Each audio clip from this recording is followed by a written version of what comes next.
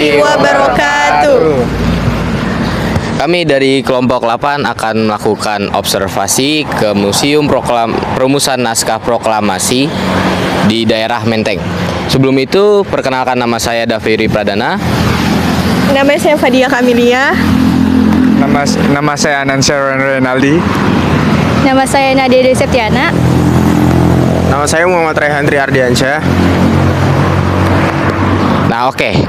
Jadi kita sudah sampai di sini dan kita akan melakukan observasi, mewawancarai narasumber nantinya. Gimana kelanjutannya? Kita lihat nanti.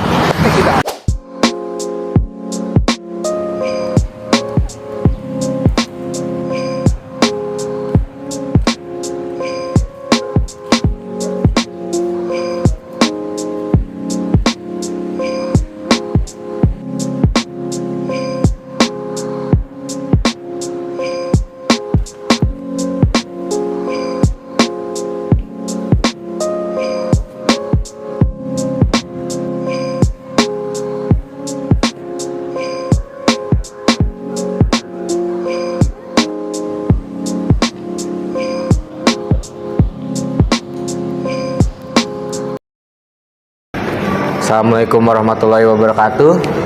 Perkenalkan, nama saya Daviri Pradana dan saya sedang bersama Bapak Emir Fikri Hardani. Bagaimana kabarnya, Pak? Alhamdulillah sehat. Nah, jadi di sini saya dan Pak Amir di sini akan melakukan wawancara. Ya, Bapak Amir ini sebagai narasumber saya yang akan saya tanyakan beberapa pertanyaan mengenai Museum Perumusan Naskah Proklamasi di sini ya, Pak ya. Ya. Tanpa banyak basa-basi ya, Pak ya. Ya, Langsung aja kita ke pertanyaan yang pertama. Ya. Untuk pertanyaan yang pertama nih, Pak, sebelum menjadi museum, gedung ini pernah dimanfaatkan untuk apa saja? Gedung ini. Jadi gedung ini didirikan pada tahun 1927 oleh arsitek asal Belanda yaitu Johann Friedrich Ludwig Blankenberg ya, menggunakan gaya arsitektur Eropa atau Art Deco. Nah, awal mulanya gedung ini menjadi hak milik dari PT Asuransi Jiwasraya yang kemudian tahun 1931 gedung ini disewa menjadi British Consul General. Lalu ketika Jepang menjajah Indonesia tahun 1942 sampai dengan 1945, gedung ini menjadi rumah tinggal dari Laksamana Muda Tadashi Maeda. Ketika Jepang kalah tahun 1945, maka gedung ini sempat menjadi markas tentara Inggris. Yang kemudian dari tahun 1961 sampai dengan 1981, gedung ini sempat menjadi rumah dinas dari Duta Besar Inggris. Lalu tahun 1982 sampai dengan 1984 sempat menjadi perpustakaan nasional. Nah, itulah sebelum resmi menjadi Museum Perumusan Naskah Proklamasi. Untuk pertanyaan yang kedua, fasilitas apa saja yang terdapat pada Museum Perumusan Naskah Proklamasi di sini, Pak? Oke, sebanyak ya beberapa fasilitas museum. Yang pertama ini ada aplikasi CG ya. Jadi kalau kita download aplikasi CG di App Store, nah kemudian kita scan, ini akan keluar berupa informasi gambar dan berupa informasi video.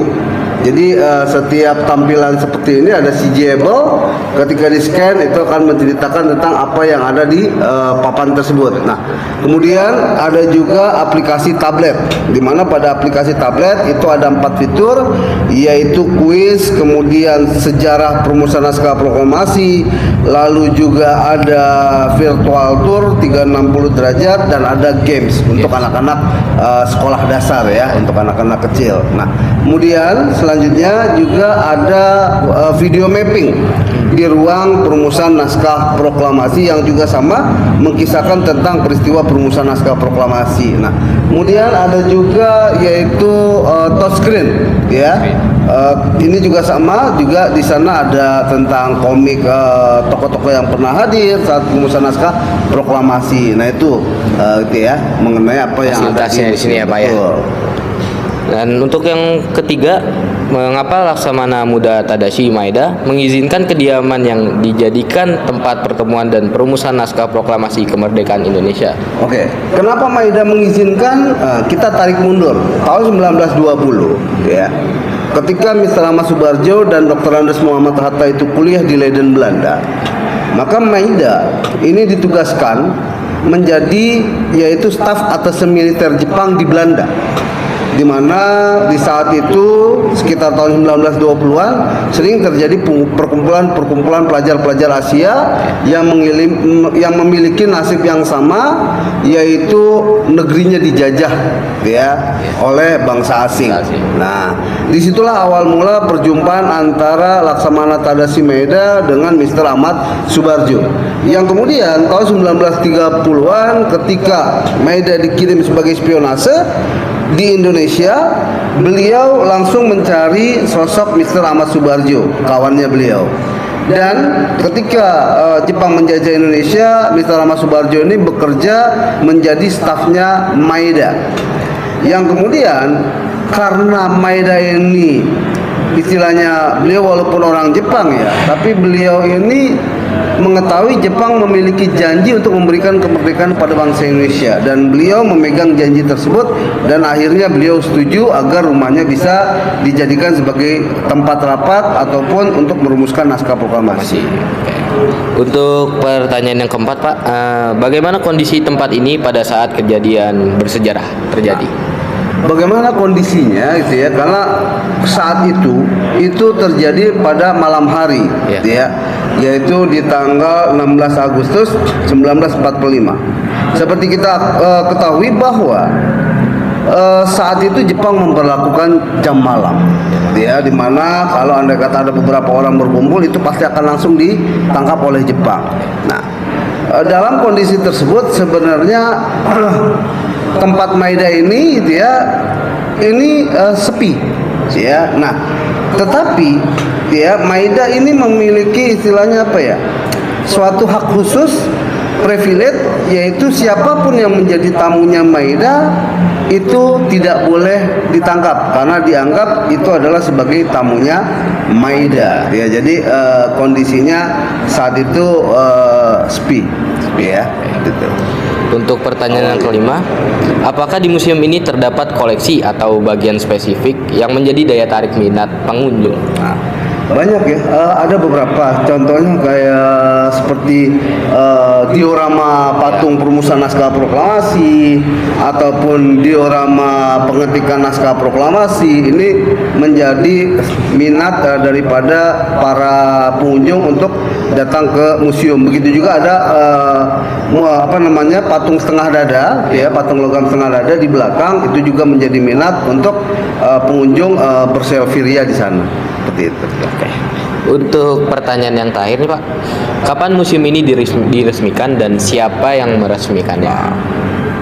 Di mana museum ini dia awal mulanya tahun 1985 dilakukan kajian perihal kesejarahan yang ada di museum dan perihal kesejarahan gedungnya. Nah, kemudian pada akhirnya tahun 1992 tanggal 24 November 1992 resmi turun surat keputusan menteri bahwa gedung ini menjadi Museum Perumusan Naskah Proklamasi, yang pasti disahkan oleh Menteri Pendidikan dan Kebudayaan saat itu. Oke. Sepertinya sudah habis pertanyaannya yang dijawab oleh Pak Amir ya. Terima kasih banyak untuk Pak sama-sama. Amir yang diberikan waktunya kepada kelompok kami. Semoga sehat selalu ya Pak ya. Amin. Ya, itu tadi wawancara saya dan Pak Amir mengenai Museum Perumusan Naskah Proklamasi. Sekian dari saya dan Pak Amir. Wassalamualaikum warahmatullahi wabarakatuh. Oke guys, selanjutnya kita akan ke lantai 2. Let's go. Proklamasi. Kami, bangsa Indonesia, dengan ini menyatakan kemerdekaan Indonesia. Hal-hal yang mengenai pemindahan kekuasaan dan lain-lain diselenggarakan dengan cara saksama dan dalam tempo yang sesingkat-singkatnya. Jakarta, 17 Agustus 1945, atas nama bangsa Indonesia, Soekarno Hatta. Sumpah Tam, suaranya kayak ada orang di situ. Jadi kita lagi berada di dalam gua, yang mana gua ini berada dekat dengan rumah Laksamana Muda Maeda. Di depan mentok. Dan kalau mau tahu nih kiri, tolong, ini yang buang gudang garam siapa ini di sini?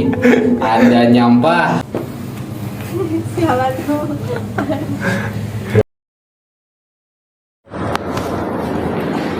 Ya, kembali lagi bersama saya Daveri Pradana. Jadi opini saya mengenai tempat ini ya, tempat ini sangat bagus dan informatif bagi para pelajar dan masyarakat Indonesia yang belum tahu bagaimana Soekarno dan Bung Hatta merumuskan naskah proklamasi di sini. Ya, jadi kita bisa mengunjungi tempat ini yang bagi yang belum tahu bagaimana naskah proklamasi dibuat ya. Segitu saja mungkin dari saya, kita lanjut ke orang berikutnya. Assalamualaikum warahmatullahi wabarakatuh. Nama saya Muhammad Rehandri Ardiansyah. Ya, pendapat saya sebagai pelajar tentang museum ini sangat bagus sekali ya, karena bisa menambah wawasan kita tentang proklamasi dulunya seperti apa, dan juga sangat bagus lah untuk anak-anak muda zaman sekarang yang hanya taunya gadget saja gitu. Mungkin bisa berkunjung ke sini ya, mungkin itu aja sih bagi saya. Mungkin bisa. Halo, saya Nadiri Septiana. Jadi menurut saya museum ini tuh termasuk ke dalam media edukatif dan media patriotik karena kita dapat melihat langsung nih bagaimana tempat perumusan naskah proklamasi ini, dan kita juga bisa mengenang serta meningkatkan rasa patriotisme kita kepada para pahlawan-pahlawan yang telah memperjuangkan kemerdekaan negara kesatuan Republik Indonesia ini. Assalamualaikum warahmatullahi wabarakatuh. Saya Fadia Kamilia. Opini saya yaitu museum ini termasuk ke dalam media edukatif karena museum ini sangat bersejarah dalam bangsa negara Indonesia yang dimana tempat dirumuskannya naskah proklamasi. Sekian opini saya, kurang lebihnya mohon maaf. Wassalamualaikum warahmatullahi wabarakatuh. Assalamualaikum, nama saya Nansar Reynaldi. Di sini saya akan berpendapat tentang bangunan naskah teks proklamasi, yang dimana menurut pendapat saya itu di sini sangat edukatif, yang dimana kita akan mengetahui dari awal sebelum perumusannya, yaitu dari agresi militer Belanda, terus kemudian pengoboman, lalu ada yang BPUPKI dan PPKI, kemudian selanjutnya perumusan dasar, yang dimana di tempat ini tepatnya di rumah Laksamana Muda Tadasi Maeda, yang dimana beliau ini memberikan rumahnya sebagai tempat perumusan. Maka dari itu kita dapat mengambil kesimpulan tempat ini itu sangat edukatif, relevan untuk dijangkau oleh muda-mudi yang ada di Indonesia. Kita bisa mengetahui, bisa mengambil perspektif, lalu kemudian dilihat dari kita mengetahui tokoh-tokoh yang ada. Nah, maka dari itu di sini sangat edukatif. Sekian dari saya. Wassalamualaikum warahmatullahi wabarakatuh.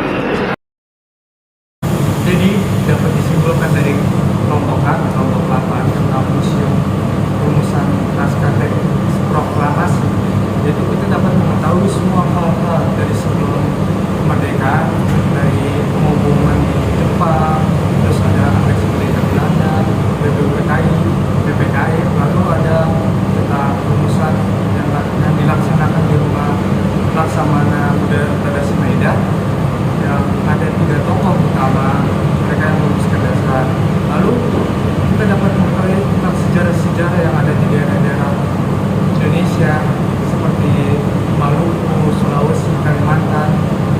Dapat disimpulkan bahwa mereka juga berjuang demi kemerdekaan Indonesia. Jadi sekian dari kami kelompok 8. Assalamualaikum warahmatullahi wabarakatuh.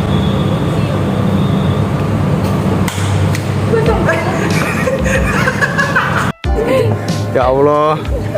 Ya Allah, tolong robek ya Allah. Udah tahu ini tajam ya? Ini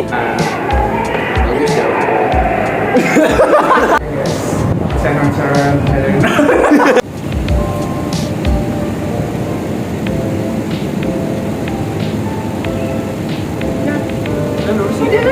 Iya ini.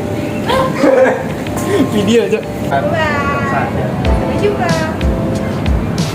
Ya, tadi iya. Thank you, dan nonton. Dari